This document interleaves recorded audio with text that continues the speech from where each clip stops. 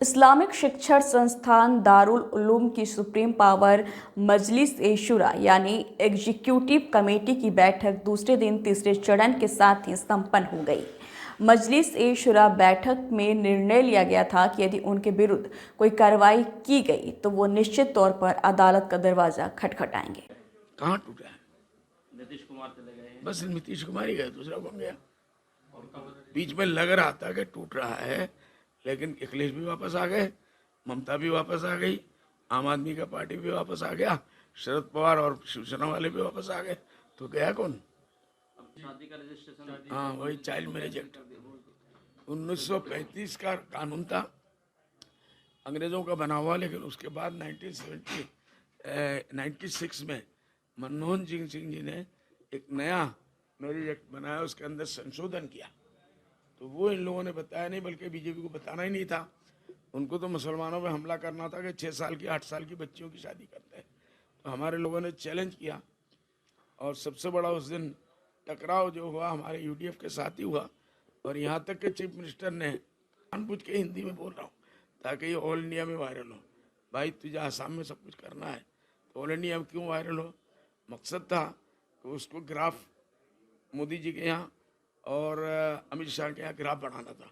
देखो मैं ऐसा कर रहा हूँ, मैं जब तक आपने वहाँ विरोध किया जिंदा, हमारी पार्टी ने सबसे ज़्यादा विरोध किया, वॉकआउट किया, उसके बाद बाहर गए और महात्मा गांधी जी की मूर्ति के नीचे बैठे। पहले जब कहा कि 22 तारीख से 26 तारीख तक कोई मुसलमान सफ़र ना करे, चाहे अल्लाह ना करे, अल्लाह ना करे, कहीं कहीं घटना होती है तो लोग अपने घरों में रहे, अल्लाह अल्लाह करें ताकि मुल्क में शांति रहे। इसके ऊपर मेरे ऊपर बाकायदा इंक्वायरी दी थी उन्होंने कि ये मुल्क में फसाद कराना चाहते हैं, और जहाँ तक उनको जाना था उन्होंने बात की। तो कभी कभी हालात से मजबूर आदमी होता है। हाल ही में एक आपकी वीडियो वायरल हुई है जी अयोध्या के राम मंदिर को लेकर, जी। जिसमें आपने श्री राम को भी भगवान बताया है।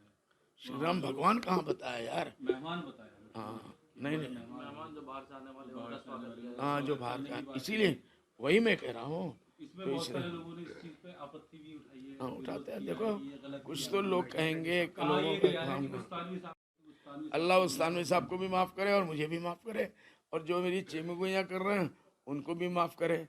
मेरी कब्र में जिस दिन वो आ जाएंगे ना, उनको पता चलेगा कि कब्र के अंदर क्या होता है। इसलिए हर आदमी को अपने कब्र की फिक्र है और कब्र में सबको जाना है। बस एनसीपीसीआर लगातार दारुल उलूम को निशाना बना रहा है, नोटिस पर नोटिस दे रहा है। हाल में एक पुराने पत्र को लेकर कुछ नहीं हुआ यार, एक साथ में सारे मामला पूछ लोगे कैसे होगा?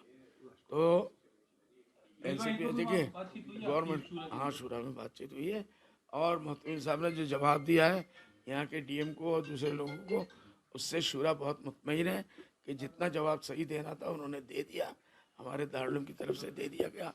अब वो शांत अगर नहीं होते हैं या उनको मुतमईन नहीं होते हैं तो वो कोर्ट में जाएंगे, हमारे लोग भी कोर्ट में जाएंगे, उसमें क्या बात है? तो इसमें अगर एफआईआर अगर दर्ज होती है तो दारुल उलूम क्या करेगा? तो दारुल कोर्ट में जाएगा, उसको चैलेंज का मुकाबला करेगा, उसकी क्या बात है? नहीं, हाल ही में मौलाना महमूद मदनी का बहुत सख्त बयान आया है एनसीपीसीआर के अध्यक्ष के खिलाफ। जी तो आप क्या कहेंगे इसको लेकर? देखिए, मुझे नहीं मालूम, बयान मुझे देखिए महमूद मदनी साहब यहाँ के नहीं पूरे मुल्क के कदावर नेता है। हम लोग चिपिद्दी चिपिद्दी के शोरबा है, क्या किसी को बताइए? तो दारुल में हम आते हैं, आप लोग की मोहब्बत है तो आप लोग जानते हैं हमको, नहीं तो आसाम से पड़े रहते कौन हमें जानता था।